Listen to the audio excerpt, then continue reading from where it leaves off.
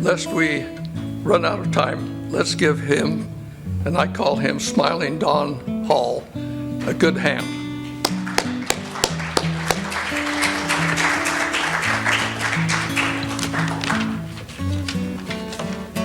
Thank you, Don.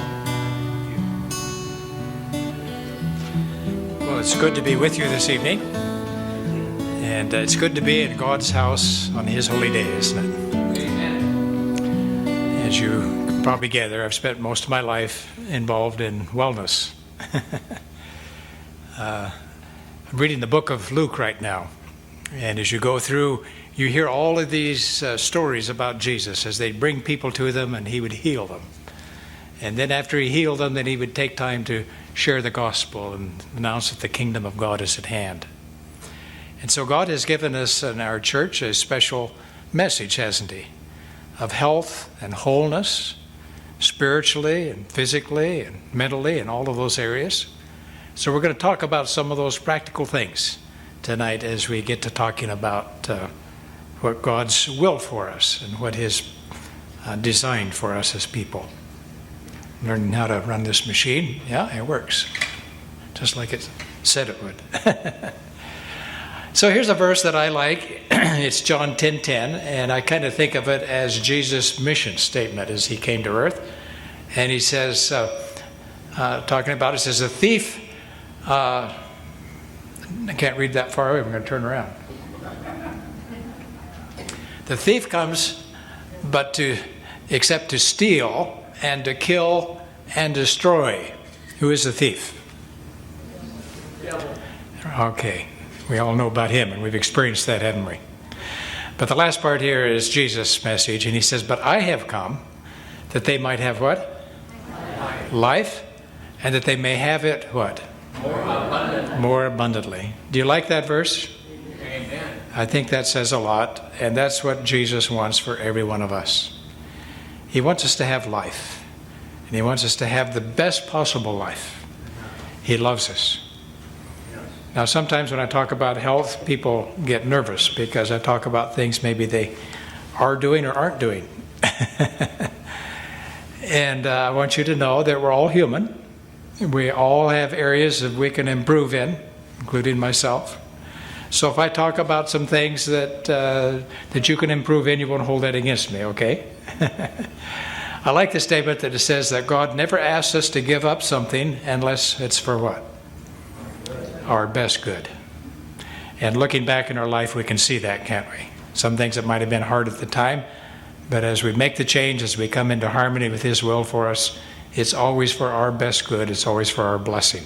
And we'll look at some of those blessings that God has given us in our church as we live a healthier lifestyle than usually we see today. So I've put this into just a little chart here. We have two kinds of health. We have poor health on one hand, and we have abundant health on the other. And in between, we have all the little aspects of that, don't we? Now, usually none of us are completely one way or the other. We may at times have poor health and so on. But what causes that? What pushes us in the healthy direction, or what pushes us in the unhealthy direction? Choices. And that's what we'll look at. We'll try to look at some evidence. So the thief, he comes to steal and to kill and to destroy, and that pushes us in the direction of poor health, doesn't it? But Jesus says, I've got a better life for you. And we can read part of that in the Bible. We can also understand and read as we look at the book of nature, because all the laws of life written on every muscle and nerve and fiber of our body is also part of God's revelation to us. And I've had the joy of studying that over my life. And I say with David the psalmist that we are fearfully and wonderfully made. When I arrived at Loma Linda, the first 3 months was anatomy. And we all had cadavers to work on, and we took them all apart and saw how we were all made. 8 hours a day for 3 months. But it was fascinating, and we learned so much about the human body. And the more you learn, the more complex it becomes. And then you study about the mind and how complex it is. And scientists today are beginning to understand just little bits of it, but yet so much of it we don't understand. Now they have books written on just an individual cell And if you go to the medical library, there's a book about that thick, and it's just about the cell. And every living cell of our body can produce more chemicals and more substances than an entire chemical factory can. Very complex. Over 1,000 different proteins that an individual cell can synthesize right inside that little cell. So we're very complex and wonderfully made. But as we learn how the body works and how God's plan is for us, we move into that abundant life area. Now, on the left side, the poor health, the thief's plan, is for poor health, and we might describe that as if we're tired all the time, we have little energy, we might be anxious or depressed. There's certain diseases that come along, especially as we're getting older. Excess body weight, coronary heart disease, our blood pressure may be up. High blood pressure, by the way, is the most common health problem we have in the United States, along with obesity. They kind of go together. Diabetes, all kinds of diseases that may occur. And then comes disability, and then eventually prognosis, or the big D, or death. So that's what Satan wants us to move in that direction as quickly as possible. Now, we're all going to die. We can't get out without going through that process, it seems like. But we don't have to hurry it along, do we? We want to delay that as long as we can. We want to enjoy the abundant life that God has for us as quickly as we can. So here we see a list of some of the leading causes of early death. What are people dying from? And in the United States, it's coronary heart disease. Once the heart stops beating, what happens to the rest of everything in life? Our thoughts, our spirituality, everything else stops, doesn't it? So that's pretty important. Lung cancer is the most common death from cancer in the United States. And by the way, cancer is quickly moving up, and it's expected that cancer will be the leading cause of death in America in the next few years. Right now, it's the leading cause of death for everyone below the age of 70. Stroke.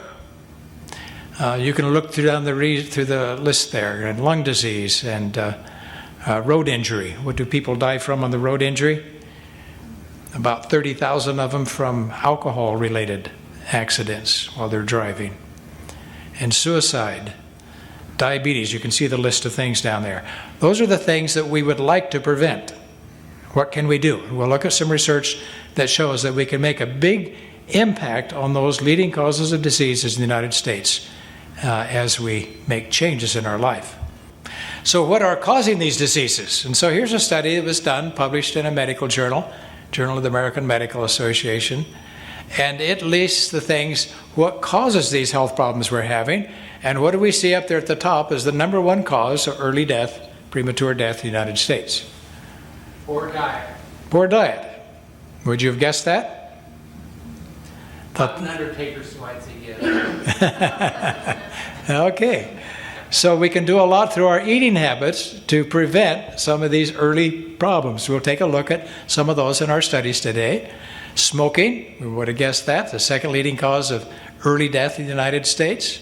High blood pressure, we mentioned. Worldwide, high blood pressure is the number one cause of early mortality. I just finished writing a book on high blood pressure. I'm hoping to get it published soon. But it's the natural ways that you can deal with your high blood pressure, ways to lower it through lifestyle changes. There's a lot that can be done. Overweight is a major factor. Low physical activity. Beginning to get the idea, aren't we? Those are things that we have some control over and make some changes in. So those are the leading causes of death. And now I'm going in reverse again. I'll get this eventually.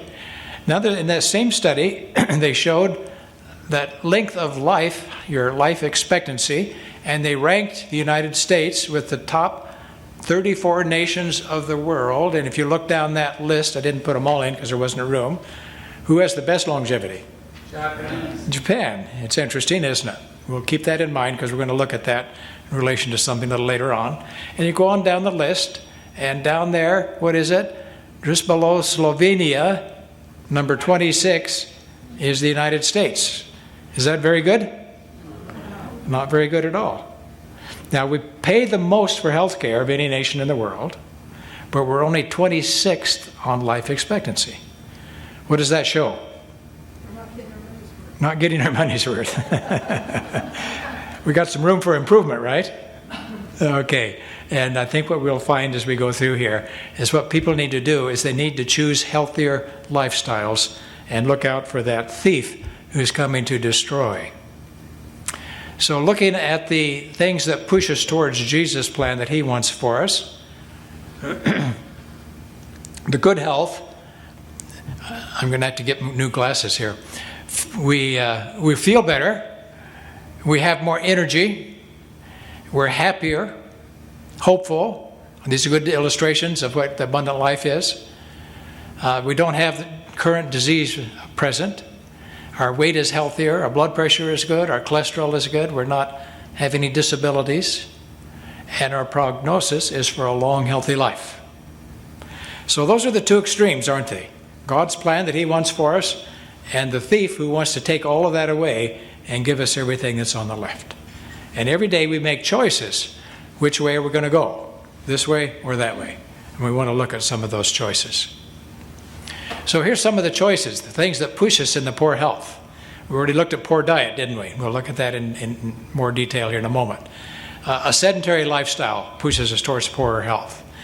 Smoking, alcohol, and drugs. The sad news is last year 74,000 people killed themselves just by overdoses of drugs. Huge numbers, aren't they? That's more people that died in the entire war with Vietnam, just in 1 year because of drugs. And smoking, we know, major factor, second leading cause of death. About 480,000 people a year now from smoking. Alcohol, nearly 100,000 people each year from alcohol. So these are big things, aren't they? That's what the thief wants people to see. You know, here's what we do. This is what's fun in life. But what does it lead to? It leads to taking away our good health, doesn't it?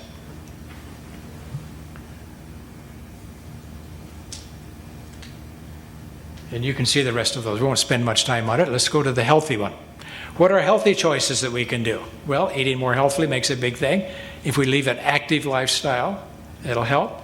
Avoiding dependencies on these drugs and things and alcohol that we just talked about. Maintaining a healthy weight. Being happy, hopeful, optimistic. Is that important for our health? I have a whole hour's presentation where we look at the research on that. It's very interesting. People who have a good outlook, hopeful, optimistic, live longer, have fewer health problems and diseases and so on.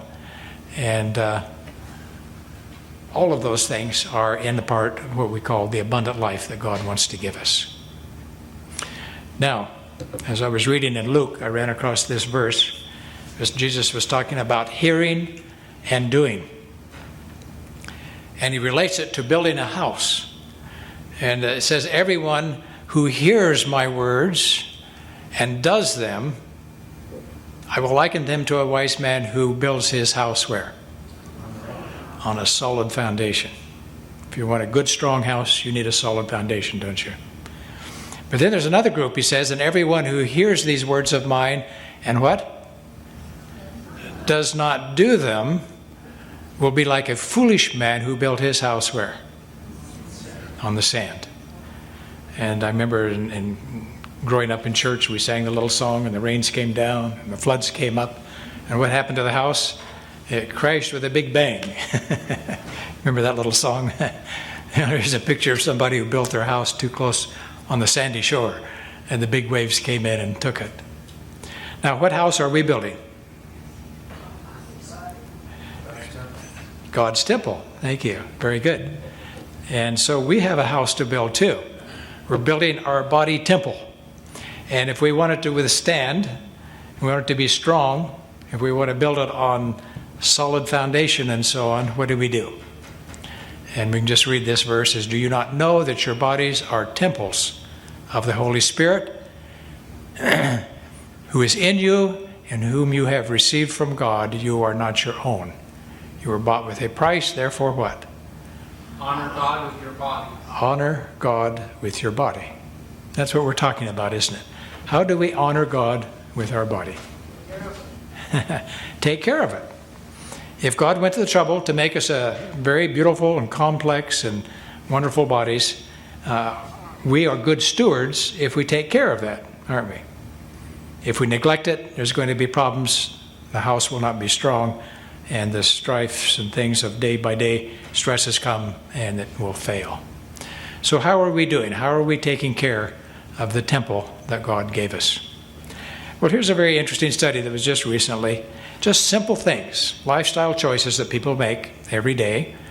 And there's 4 major ones, and the 4th one has 3 other little factors to it. And they took a large group of people, and they studied them with who had these risk factors or not.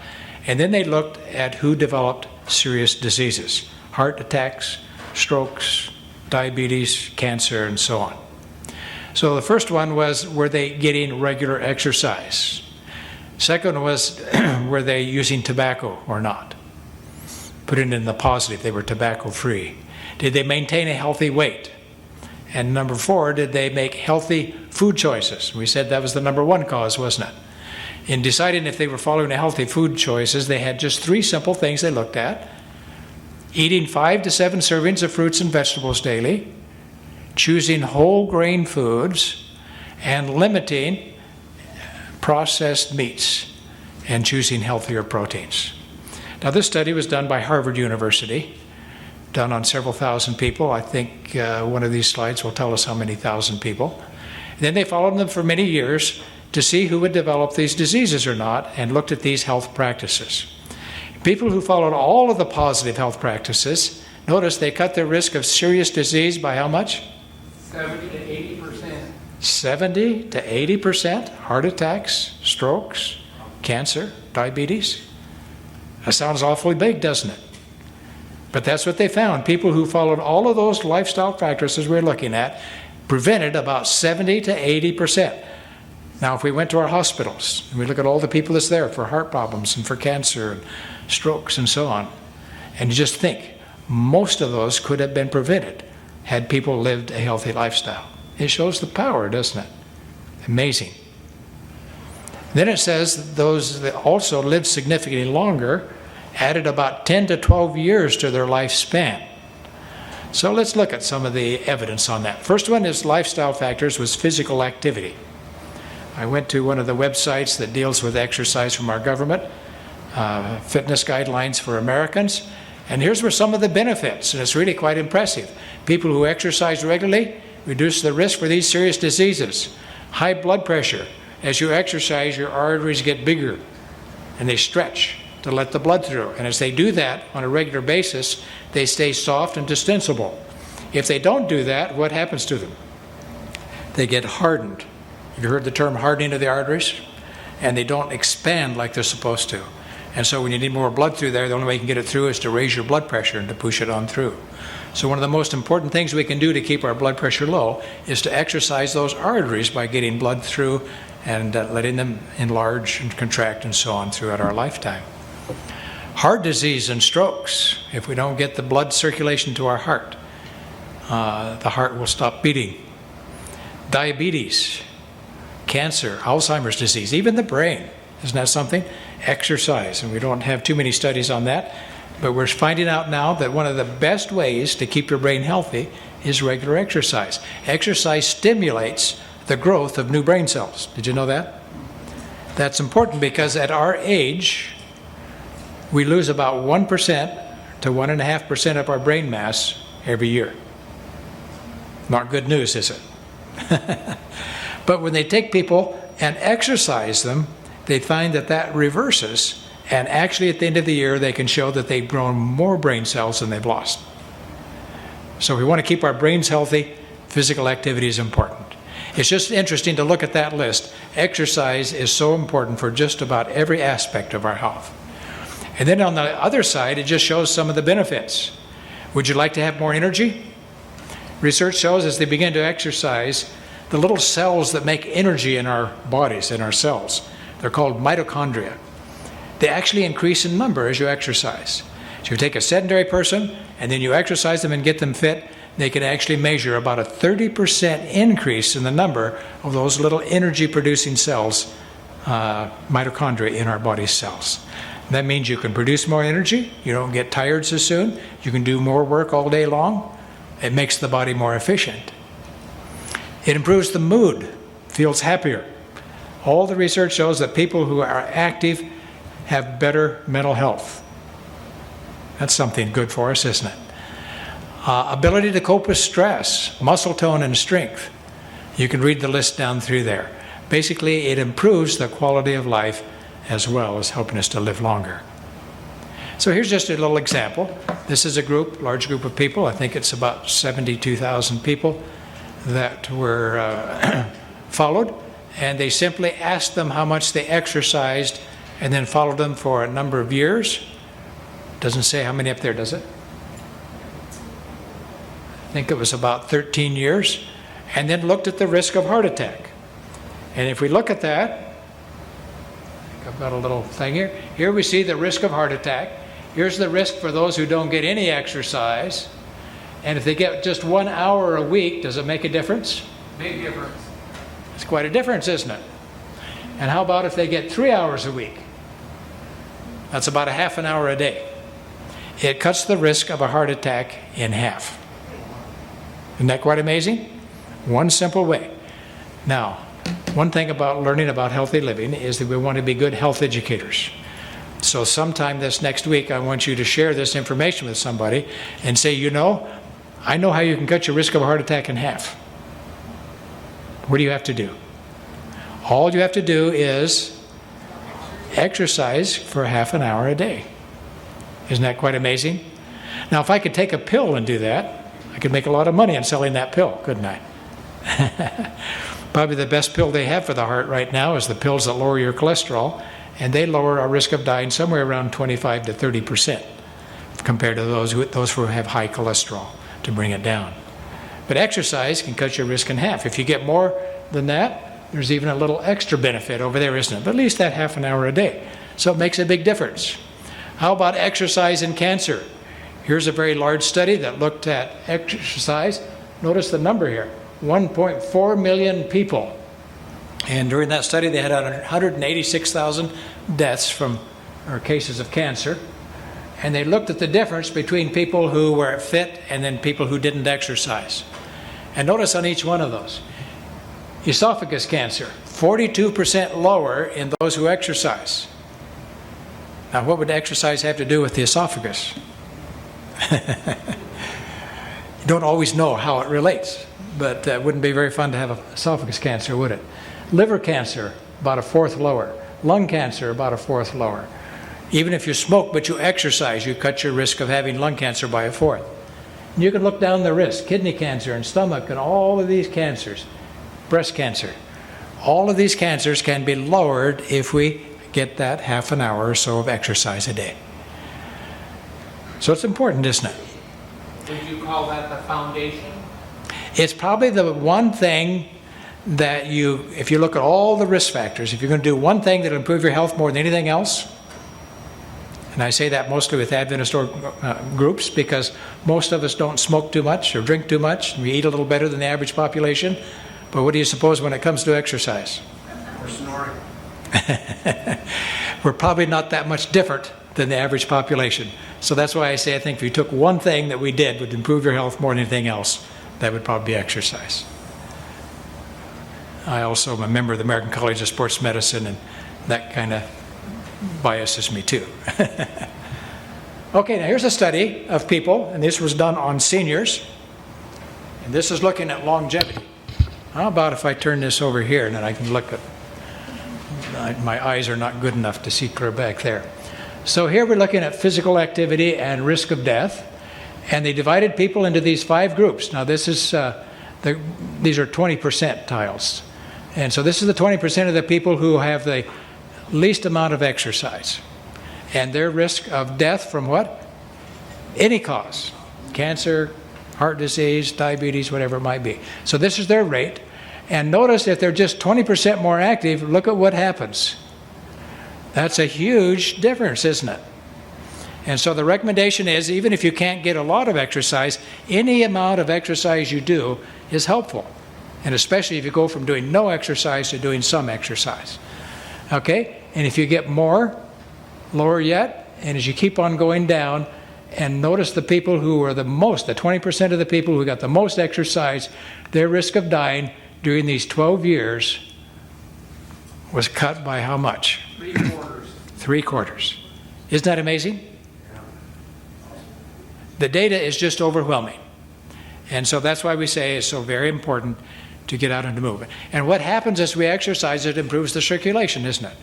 Mrs. White says if you want perfect health, you need perfect circulation. And because the blood goes to all parts of the body, to the brain, the muscles, all of these things, all of it are improved by getting healthier circulation. Okay, this just shows difference in years of added life as people begin to exercise more. And so up here we see the people who are inactive, of course, will use that for 0. And if they just get 75 minutes a week, that might just be 15 minutes a day. That adds almost 2 years to their life expectancy. Is that a good investment? I think so. And if you exercise about a half an hour a day, add about 3.5 years to your life expectancy. Or if you do an hour a week, that's what I try to do, is to get about 4 or more years to your life expectancy. So anyway, it's added years. Now someone figured out one time, if they took the number of minutes to exercise, and then figured out how many years longer you lived, it turns out that for every hour you exercise, you live about 3 to 4 hours longer. But look at the quality of the life, too. And the quality of the life, absolutely. So it's a good investment in our time. Some people say, I don't have time to exercise. And I say, well, you're going to have to make time to die sooner then. It's got to come from somewhere. So you're not losing time, you're not losing anything, you're gaining something. It's probably the best investment we can make in our life is being physically active. Oh, here it shows it. I got ahead of myself, didn't I? Okay. So I like this little quotation. You know, God has given us special messages through His messenger, Ellen White, early founder of our church, about many things and about healthy living. And here's a little favorite quote I like. It says, all who can possibly do so ought to walk in the open air once a week. Every day. Every day? Isn't that kind of radical? Every day, summer and winter. A walk even in winter would be more beneficial to the health than all the medicine that doctors may prescribe. Do you believe that? When you looked at all of those things that exercise does for you, there's no medicine the doctor can prescribe that will do that. So these are things we can decide for ourselves, aren't we? These are things we can put into practice and make a big difference. Okay, lifestyle factor number 2, being tobacco free. I'm thankful I was raised in an Adventist church. My parents didn't smoke. I didn't have a lot of friends around me that smoked, and I didn't ever have the temptation to smoke. Amen. But you know, a lot of young people are in a different environment, aren't they? And they get started when they're young, and then it's very, very difficult to change, to stop. And so I'm thankful that in our church we have taken that stand. But smoking, here it says it's the number 1 cause. Actually, it's now the number 2 cause because poor nutrition is number 1. But it's a major cause of heart disease and strokes and cancers and diabetes. When you go down the list, just about every serious problem we have today, even the unborn child is affected if the mother smokes, doesn't it? So avoiding smoking is very important. And here's just a little chart that comes from a study that was done in JAMA, again, internal medicine recently. And they simply compared people who smoked and those who didn't and looked at the increased morbidity. That means increased sickness or illness due to smoking. So here's the non-smoker for comparison. And then we see diabetes, 25% more people with diabetes who smoke, 36% more colon cancer, 50% more stomach cancer, and you can go on, strokes, 2.4 times as many, heart attacks 3 times as many. And when you look at that data, we wonder, why do we still allow smoking in the United States? At least they don't advertise it on TV anymore. When I was young, they had lots of ads on TV about smoking. Even doctors came on and said, this doctor, he likes this kind of cigarette. You remember those ads? Yeah. I'm glad things are changing. So we won't spend a lot of time here, but this is just another large study. During this large study of over 200,000 people, during the time of the study, they were 3 times more likely to die in this 9-year study if they smoked. They were only half as likely to reach the age of 79, and on average, their life was cut by 10 years. So that's the thief talking, isn't it? Remember, in that simple verse, it says the thief wants to destroy our life and health. But what does Jesus want us to do? He wants us to have abundant life. And so he asks us to give up smoking. And what is it? It gives us that extra benefit in life, doesn't it? Now here's what the church has taught for 150 years. And I think this is important to recognize. Tobacco is a slow, insidious, but what? Most malignant poison. Now, even when I was young, even when I was in college, and I went to an American Cancer Society meeting about cancer, and they talked about different kinds of things. And I finally raised my hand and I said, well, how about smoking? They says, what does that have to do anything with cancer? Oh my. That was the American Cancer Society back when I was young. And this was 100 years before that when this was written. And I'm thankful God early in our church gave us this information that we don't have anything to do with that. One of our early pioneers was Elder Loughborough, and he was a circuit riding preacher. He would ride on his horse from church to church and preach. He developed a lung ailment, and so his doctor told him he ought to take up smoking cigars for his lung ailment. So he did. And he went from church to church smoking in his big stogie. But then one day he was getting ready to cross a creek, and he was reading in his Bible there while he was riding along on the horse. And it says, nothing shall enter the New Jerusalem that shall defile it. And he looked at his old cigar, and he looked at that verse, and he says he threw it in the river, and that was the end of his smoking career. He says, I don't think the Lord would want that in New Jerusalem. It's certainly going to defile it. But that was the knowledge that people had in those days, and so it was very advanced knowledge that smoking was not good for us. Lifestyle factor number 3, maintaining a healthy weight. Now that's a challenge in today, isn't it? About 1/3 of our population is overweight, and the other 1/3 is obese. In other words, about 2/3 of us have to deal with that issue. And it's a mechanized society. We have cars now instead of walking everywhere, like they did in Jesus' day.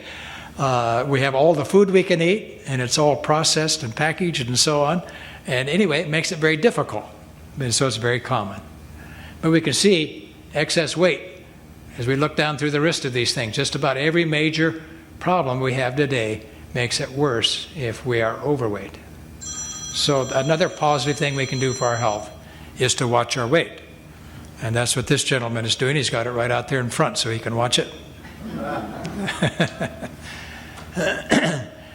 Excess fat in the abdomen is especially dangerous because it causes inflammation.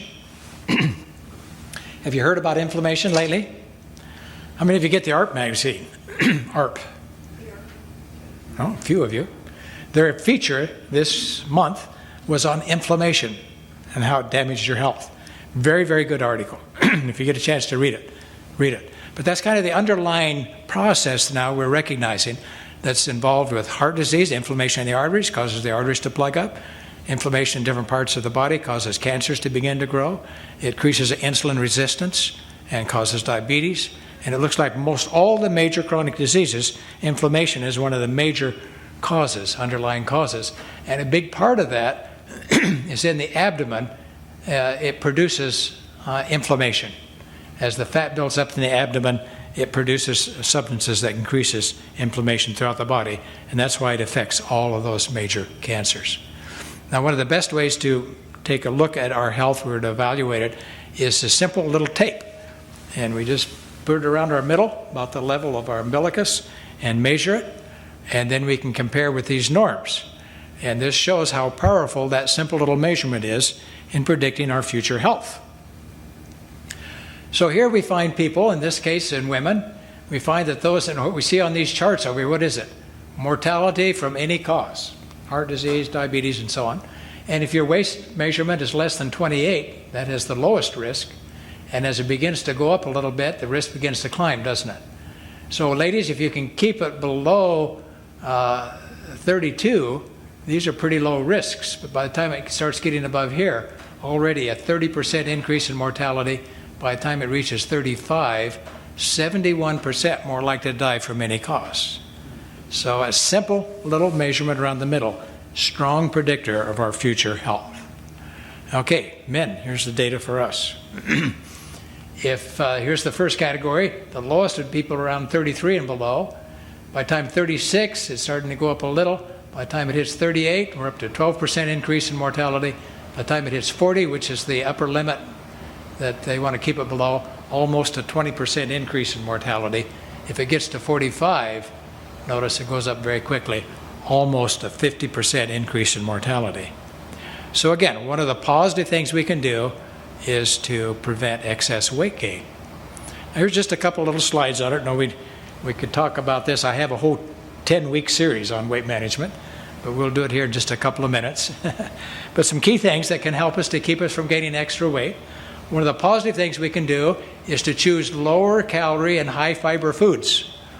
A lot of research shows that the most important thing that predicts who's going to gain weight and those who aren't, although if they have a high fiber diet, they're much less likely to gain weight. If you have a low fiber diet, more refined foods, much more likely to gain weight. So try to eat foods with lots of fiber in them. So fresh fruits, vegetables, salads, soups with a lot of vegetables and things in them, whole grains and legumes. All of these foods are where you find fiber in your diet. These are all the natural. They're also the lowest calorie of all the foods. So those kinds of foods eaten regularly will help us naturally have lower weight.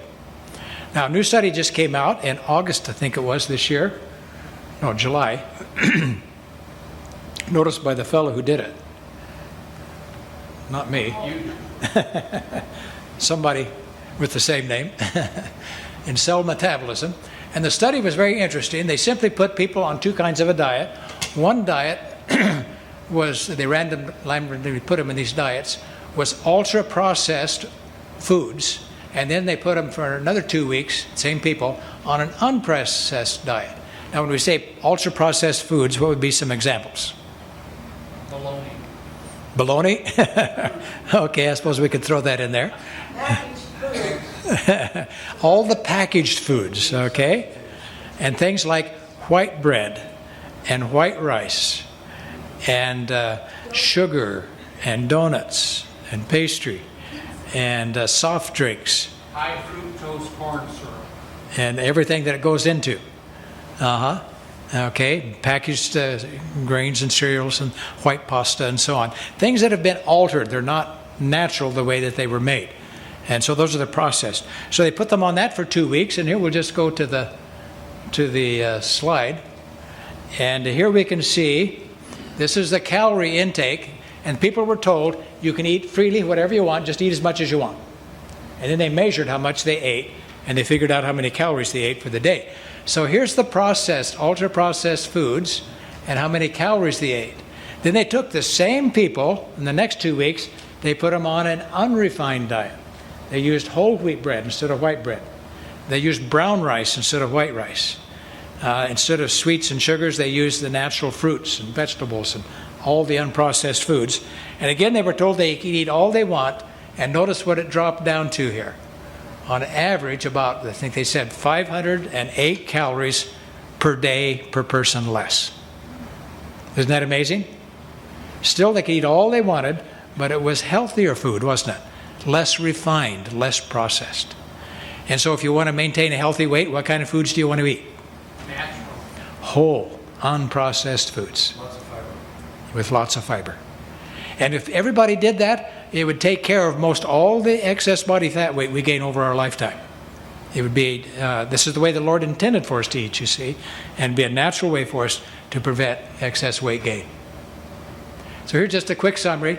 We want to limit those refined foods we were just talking about. Also limit the solid fats. They're highly refined too, aren't they? Solid stick margarines and butters and all those kinds of things, very high in calories and very high in saturated fat, not good for us.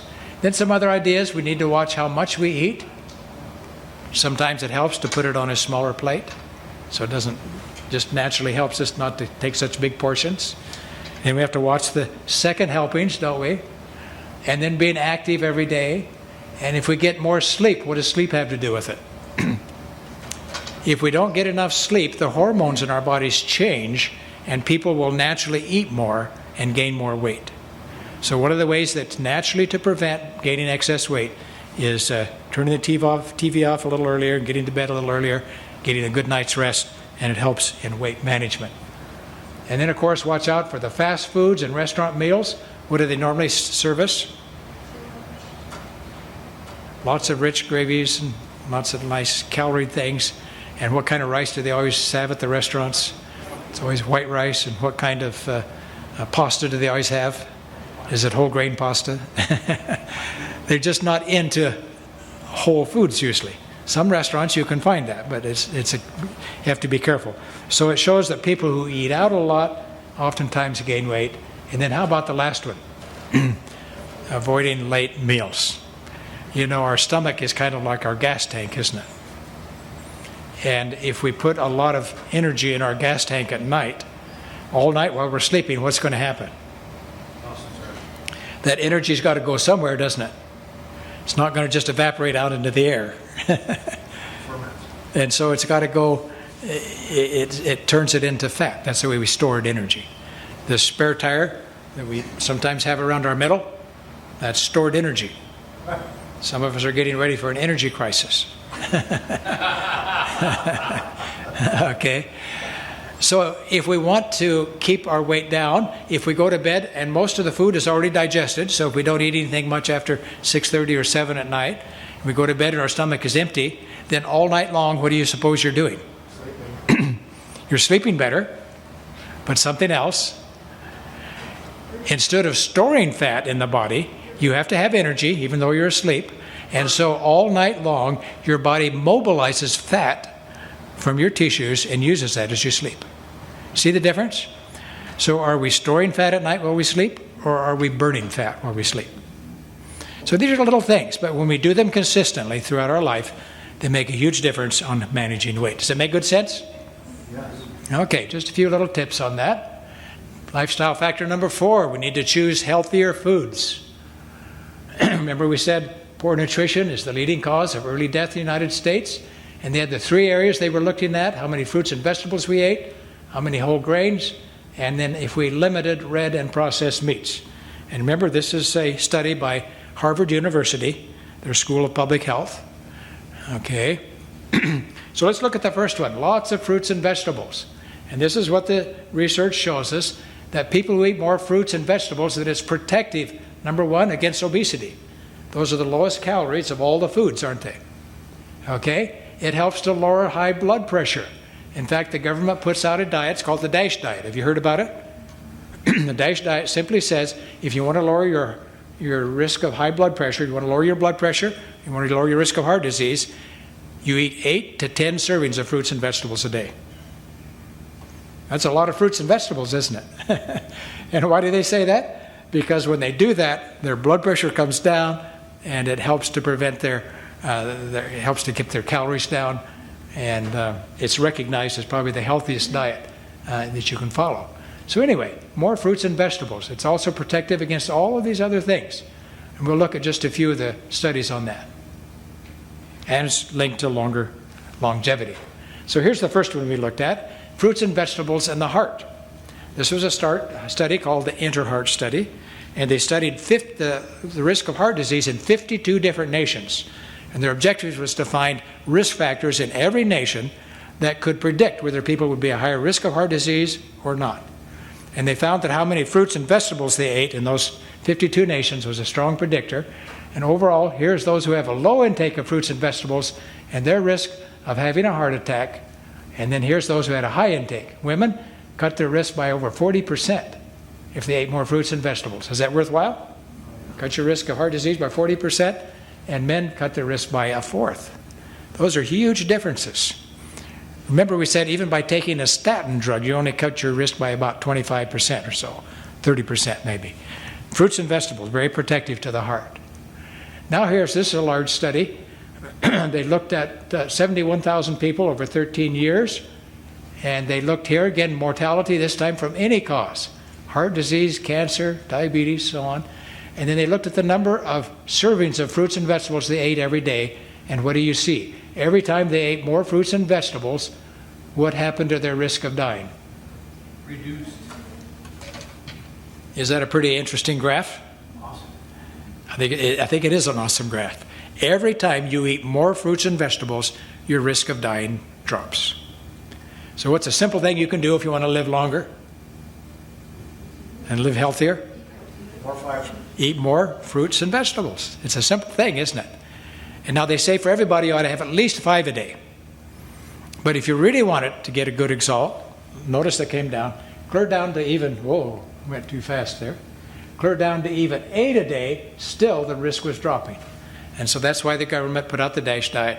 If you want the best diet possible for preventing heart disease and living a long time, eat lots of fruits and vegetables. It kind of comes back to reading Genesis 1:29, doesn't it? Where it tells about what we should be eating. And basically says we should be eating lots of fruits and vegetables, fruits of trees, nuts and things and grains. That's the diet God chose for us. And when we go back to that original diet, we have the best health. Now, in that same study, they found, this thing's taken out of the study that I put in here, if they simply added 1 fruit per day, they increased life expectancy by what? Year and a half. Aren't those? That's easy to do, isn't it? Now, how hard is it to have fresh grapes? Or a handful of fresh strawberries? See, these aren't hard things, are they? And simple things people can do. By the way, the best fruits and vegetables that has the biggest impact are the fruits, are the berries, and the leafy greens. Lots of salads with dark leafy greens and spinach and romaine and all those good things in there.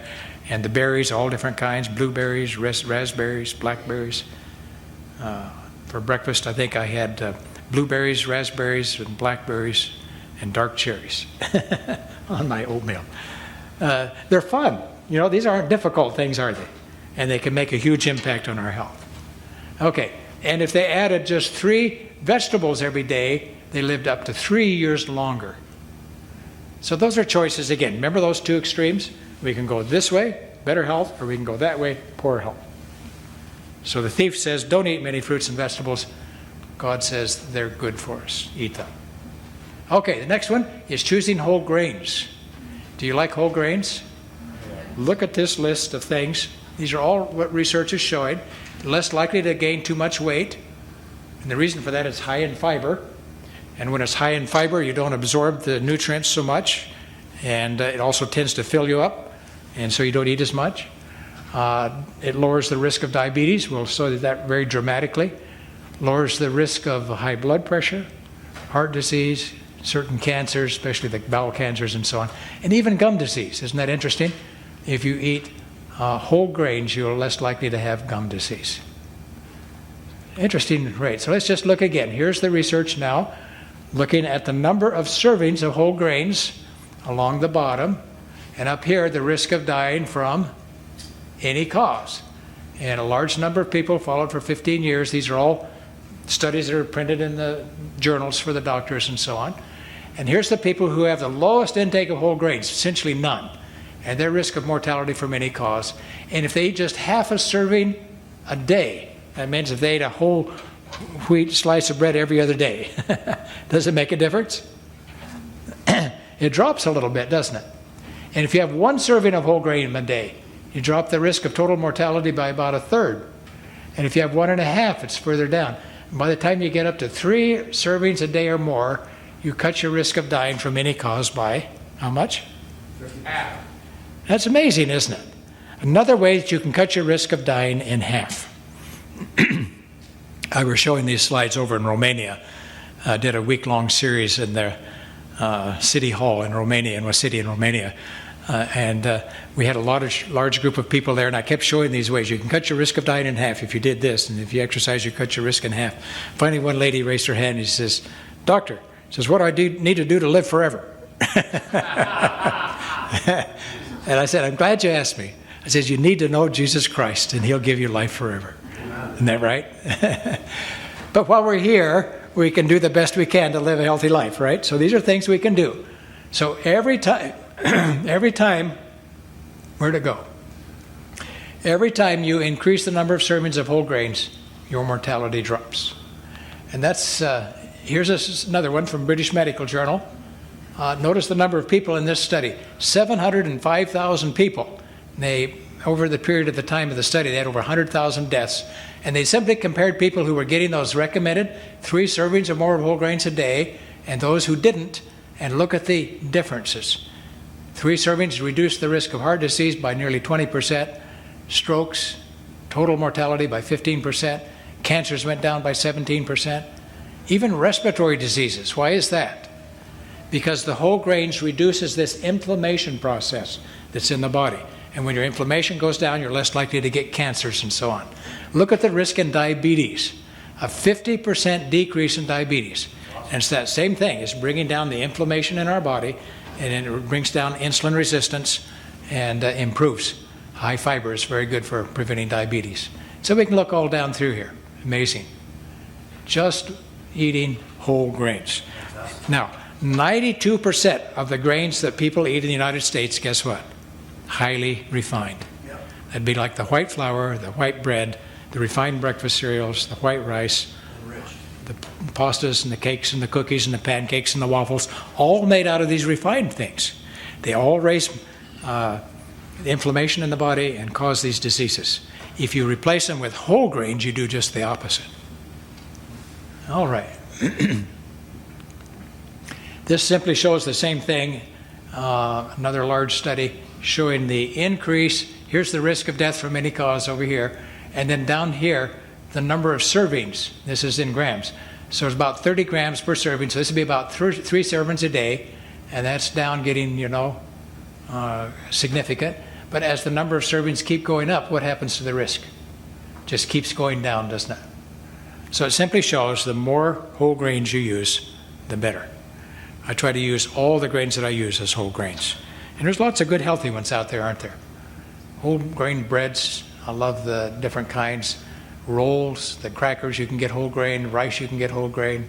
Pasta, you can get pasta whole grain, can't you? And sometimes you can get it that also has soy added, or we have one at home we've been using that's made out of lentils. And you can get them out of quinoa and brown rice, and there's all kinds of good whole grains the ways you can get it.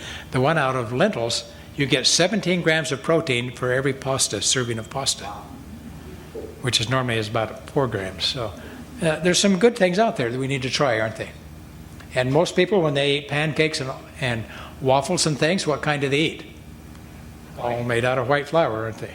I've never gone yet to Smitty's or these pancake houses and so on and said, I want a whole grain waffle, or I want a whole grain pancake. They're pretty rare, aren't they? But you can make them ourselves. And of course, a good bowl of oatmeal is what I had for breakfast.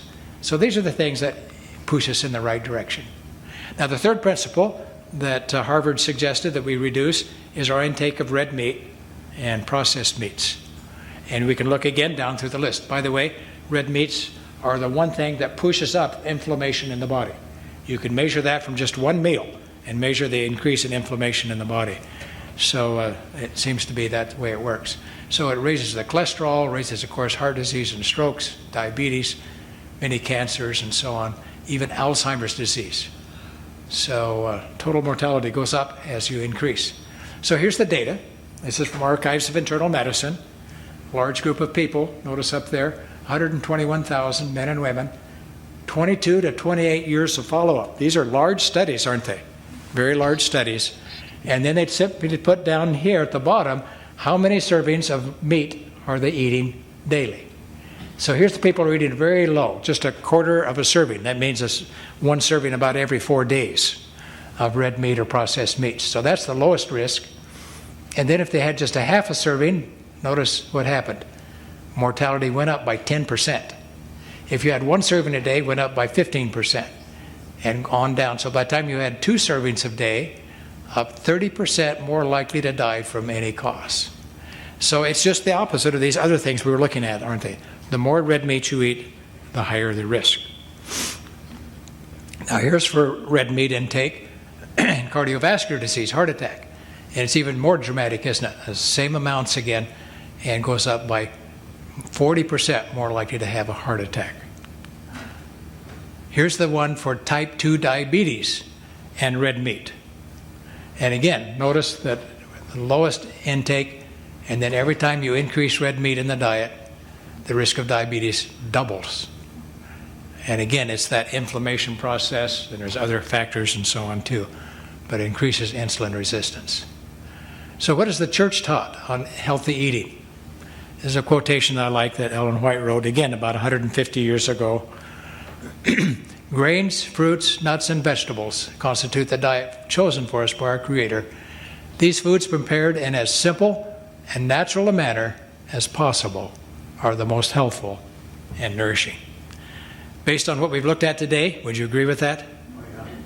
So again, I'm thankful that our church has given us this instruction for many years, that if you want to live a long time, now we're getting the same instructions from Harvard University, Tufts University, all the major organizations say eat more plant-based foods if you want to be healthy, less of the high animal fat foods. Yes, now the serving size of a meat is the size of a deck of cards. Uh-huh. Is that what you're talking about? About 3 ounces, 3 to 3.5 ounces, about the size of a deck of cards. All right.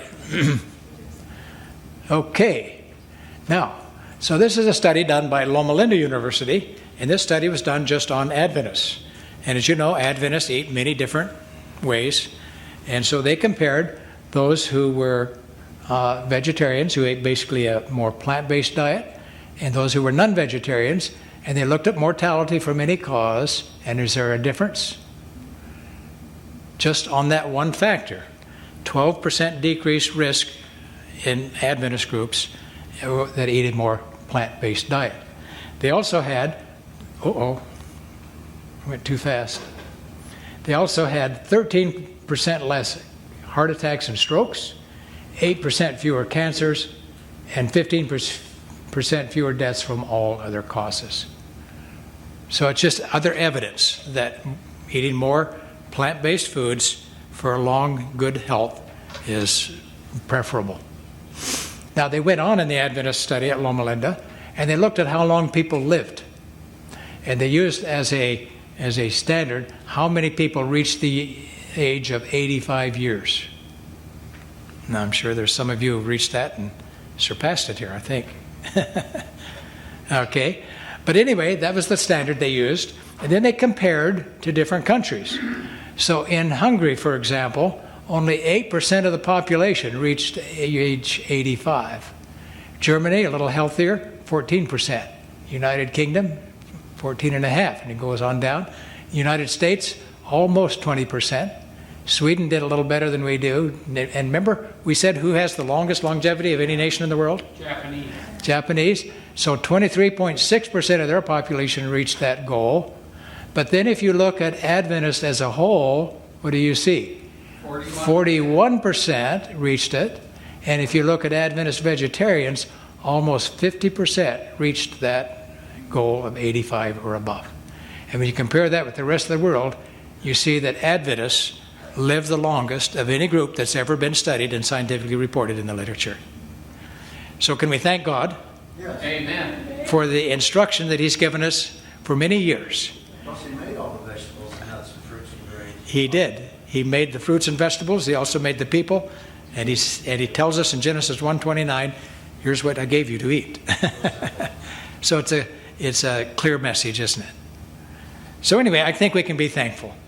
And as we come closer and closer to God's original plan for us, Are you going to put on a cooking class next Sabbath, next Friday? we should. Let's do it. So here's just a quick review. You can see it there, and it's about time to quit, so I got a few more slides I want to run through right quick. This is the summary now. Remember those studies that we looked at? Okay, those 4 principles: healthy diet, exercise, healthy weight, and not smoking. And then if you took the total death rates, risk of heart attacks, and here's those who had 0 of those good health habits, 1, 2, 3, and 4, and what do you see? Is that a dramatic drop in mortality? Yes. If you followed all 4 of them, that's an 81% drop in mortality for cardiovascular disease. So if you want to have a healthy heart, not have heart attacks and strokes, what can you do? Put those 4 good things that we talked about today into practice. Remember that house? We're going to build it on a rock. We're going to build it on sand. We want healthy bodies. We want it built on good information and we have to put it into practice, don't we? Now here's for risk of stroke. Anybody want to prevent a stroke? My mother died from a stroke. My father died from a stroke. What do you think I'm interested in?